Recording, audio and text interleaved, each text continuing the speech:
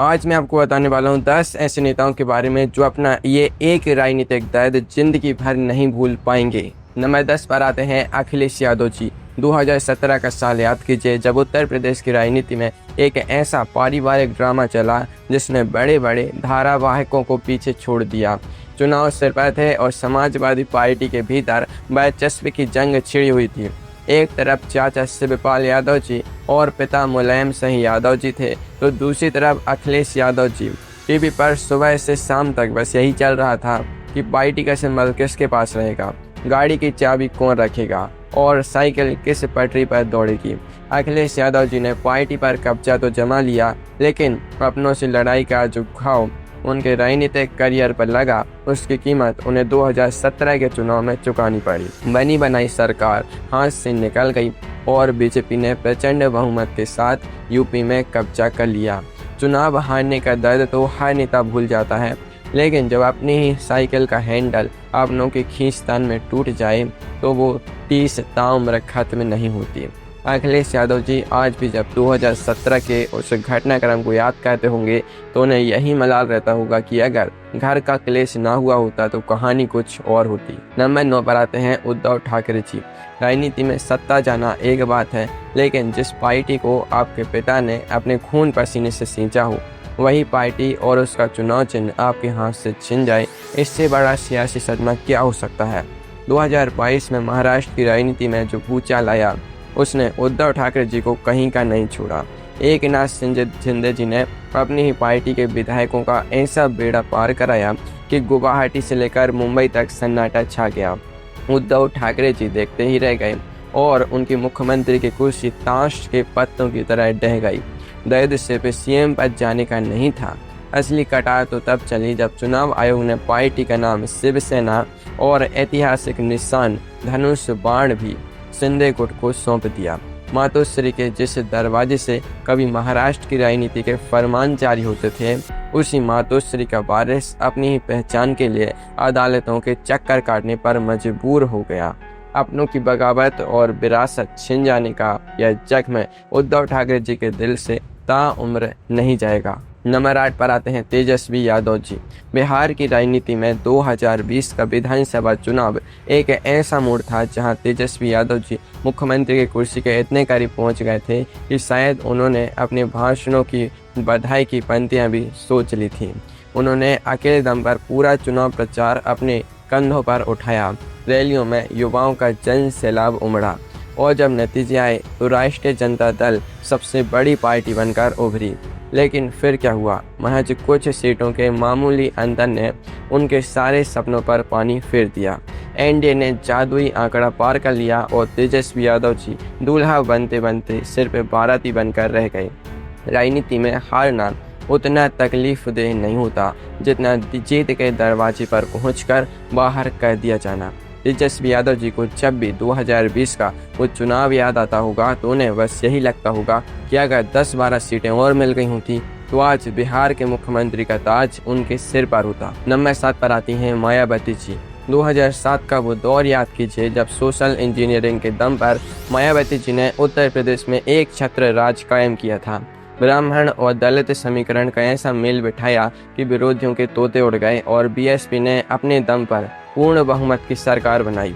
उस वक्त मायावती जी का जलवा ऐसा था कि दिल्ली के गलियारों में भी उनके नाम की तोती बोलती थी। लेकिन इसके बाद जो राजनीति के ढलान शुरू हुई उसने बसपा के वजूद पर ही सवालिया निशान लगा दिया। 2012 में सत्ता गई, 2014 के लोकसभा चुनाव में पार्टी शून्य पर सिमट गई और आगे के चुनावों में भी ग्राफ लगातार गिरता चला गया। जिस नेता के एक इशारे पर पूरी अफसरशाही कांपती थी, उनकी पार्टी का सिंगल डिजिट में आ जाना कोई मामूली दर्द नहीं है।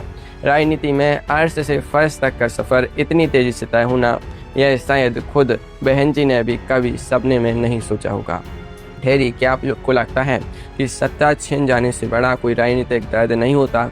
रुकिए, आगे जो 6 नेता आने वाले हैं ना, उनके साथ जो खेल हुआ उसे देखकर राजनीति के गंदे खेल से आपका भरोसा ही उठ जाएगा। नंबर 6 पर आते हैं राहुल गांधी जी। 2019 का लोकसभा चुनाव राहुल गांधी जी के राजनीतिक जीवन का सबसे बड़ा ब्लैक स्पॉट साबित हुआ। अमेठी, वो नाम जो दशकों से गांधी नेहरू परिवार का सबसे अभेद्य किला माना जाता था, जहां से राजीव गांधी जी और खुद राहुल गांधी जी सालों तक चुनाव जीतते आए, वही किला 2019 में ढह गया। बीजेपी के स्मृति ईरानी जी ने राहुल गांधी जी को उनके ही गढ़ में मात दे दी। एक राष्ट्रीय पार्टी का अध्यक्ष और प्रधानमंत्री पद का चेहरा अपने ही घरेलू मैदान पर चुनाव हार जाए, यह ऐसा झटका था जिसने कांग्रेस की साख को हिलाकर रख दिया। हालांकि राहुल गांधी जी वायनाड से जीतकर संसद पहुंच गए, लेकिन अमेठी की हार का दाग ऐसा था जो किसी भी चीज से नहीं धुल सकता था। अपनी ही रियासत में हार जाने का दर्द कोई भी राजा कभी नहीं भूल सकता है, और राहुल गांधी जी के लिए भी अमेठी का वो सदमा आज तक सबसे तीखा राजनीतिक दंश है। नंबर 5 पर आते हैं शरद पवार जी। महाराष्ट्र की राजनीति के चाणक्य कहे जाने वाले शरद पवार जी ने अपनी पूरी जिंदगी चालें चलने और दूसरों की सरकारें गिराने बनाने में बिता दी, लेकिन कुदरत का करिश्मा तो देखिए। जिस चाणक्य की चालों का तोड़ पूरे देश में किसी के पास नहीं था, उसी चाणक्य को उनके अपने ही भतीजे अजित पवार जी ने मात दे दी। 2023 में अजित पवार जी ने एनसीपी के विधायकों का बड़ा धड़ा तोड़ा और बीजेपी शिंदे सरकार में शामिल हो गए। हद तो तब हो गई जब चुनाव आयोग ने शरद पवार जी की बनाई पार्टी का नाम और निशान घड़ी भी अजित पवार जी के गुट को ही दे दिया। जिस इंसान ने 80 साल की उम्र में भी बारिश में भीग कर रैलियां की, अपनी खून पसीने की बनाई पार्टी को खड़ा किया, उसी इंसान को बुढ़ापे में अपनी ही पार्टी से बेदखल होना पड़ा। राजनीति के सबसे बड़े खिलाड़ी के साथ जब ऐसा खेल हो जाए तो समझ लीजिए कि सियासत में कोई किसी का सगा नहीं होता है। नंबर 4 पर आते हैं देवेंद्र फडणवीस जी। मैं पुनः ऐईन, यानी मैं वापस आऊँगा। 2019 के महाराष्ट्र चुनाव से पहले देवेंद्र फडणवीस जी का यह नारा बच्चा बच्चा जानता था। उन्हें पूरा यकीन था कि बीजेपी और शिवसेना मिलकर दोबारा से सरकार बनाएगी और वही मुख्यमंत्री बनेंगे, लेकिन नतीजों के बाद शिवसेना ने पाला बदल दिया। फडणवीस जी की छटपटाहट ऐसी थी कि उन्होंने तड़के सुबह सुबह राजभवन पहुंचकर अजित पवार जी के साथ शपथ ले ली। टीवी पर जब खबर आई कि फडणवीस जी फिर से सीएम बन गए हैं, तो उनके समर्थकों में खुशी की लहर दौड़ गई, लेकिन यह खुशी महज 80 घंटे ही टिक सकी। बहुमत साबित न कर पाने की वजह से 80 घंटे के भीतर उन्हें इस्तीफा देना पड़ा। 80 घंटे का मुख्यमंत्री बनना और फिर इस तरह फजीहत झेलकर कुर्सी गंवाना, ऐसा राजनीतिक मजाक था जिसने फडणवीस जी के राजनीतिक गिराव पर एक गहरा जख्म दे दिया। सुनिए, अगर आपको लगता है कि 80 घंटे में कुर्सी कमाना सबसे बड़ा दर्द है, तो नंबर 1 और नंबर 2 के नेताओं की कहानी सुनकर आपके रोंगटे खड़े हो जाएंगे। वहाँ तो पूरे देश का इतिहास ही बदल गया था। नंबर 3 पर आते हैं अटल बिहारी वाजपेयी जी। भारतीय राजनीति के सबसे कद्दावर और सर्वप्रिय नेताओं में शुमार अटल बिहारी वाजपेयी जी के नाम एक ऐसा रिकॉर्ड दर्ज है जिसे याद करके आज भी उनके समर्थकों की आंखें नम हो जाती हैं। 1999 में AIADM के प्रमुख जयललिता जी ने अपनी मांगे न माने जाने पर सरकार से समर्थन वापस ले लिया। संसद में अविश्वास प्रस्ताव पर वोटिंग हुई। अटल जी की सरकार को बचाने के लिए हर संभव कोशिश की गई, लेकिन जब मतों की गिनती हुई तो नतीजा आया सरकार के पक्ष में 269 वोट और विरोध में 270 वोट। महज 1 वोट से अटल बिहारी वाजपेयी जी की 13 महीने पुरानी सरकार गिर गई। राजनीति की क्रूरता का इससे बड़ा उदाहरण क्या होगा कि सिर्फ 1 वोट के अंतर से देश के सबसे लोकप्रिय प्रधानमंत्री को अपने पद से इस्तीफा देना पड़ा। इसके बाद 2004 में इंडिया साइनिंग के गुब्बारे के फूटने और उम्मीद के विपरीत चुनाव हारने का दर्द भी अटल जी ताउम्र अपने सीने में दबाए रहे। नंबर 2 पर आते हैं प्रणब मुखर्जी जी। प्रणब दा यानी कांग्रेस के वो संकट मोचक जिनके पास हर राजनीतिक समस्या का समाधान होता था। लेकिन विडंबना देखिए, जो इंसान दूसरों को प्रधानमंत्री की कुर्सी पर बैठाने का ताना बाना बुनता रहा, वो खुद कभी उस कुर्सी पर नहीं बैठ पाया।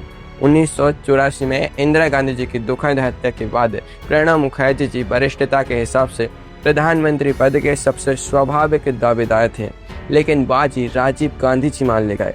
इसके बाद 2004 में जब सोनिया गांधी जी ने पीएम बनने से इनकार किया, तब भी सबसे पहला नाम प्रणब मुखर्जी जी का ही था, लेकिन बाजी फिर से पलट गई और मनमोहन सिंह जी को देश का प्रधानमंत्री बना दिया गया। प्रणब दा को दो बार प्रधानमंत्री की रेस से बिल्कुल अंतिम मोमेंट्स में दरकिनार कर दिया गया।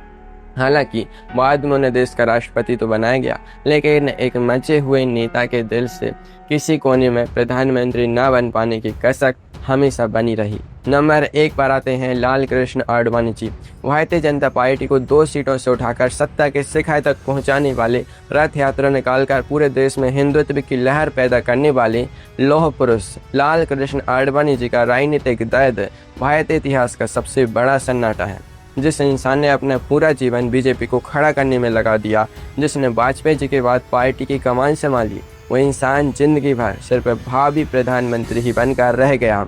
2005 में उनकी पाकिस्तान यात्रा और जिन्ना पर दिए गए बयान ने उनके राजनीतिक करियर में ऐसा मोड़ ला दिया जहां से उनकी अपनी ही पार्टी में पकड़ ढीली होती चली गई। 2009 में वो पीएम पद के उम्मीदवार बने, लेकिन हार गए और 2014 आते आते पार्टी की कमान नरेंद्र मोदी जी के हाथों में चली गई। जिस राम मंदिर आंदोलन की नींव आडवाणी जी ने रखी थी, उसी राम मंदिर के उद्घाटन के वक्त वे राजनीति के मुख्य मार्ग से दूर दर्शक दीर्घा में खड़े नजर आए। अपनी ही बनाई इमारत में दरकिनार कैद दे जाने का जो दर्द आडवाणी जी ने झेला है, उससे बड़ा राजनीतिक दंश इस देश के इतिहास में किसी और नेता ने नहीं झेला होगा।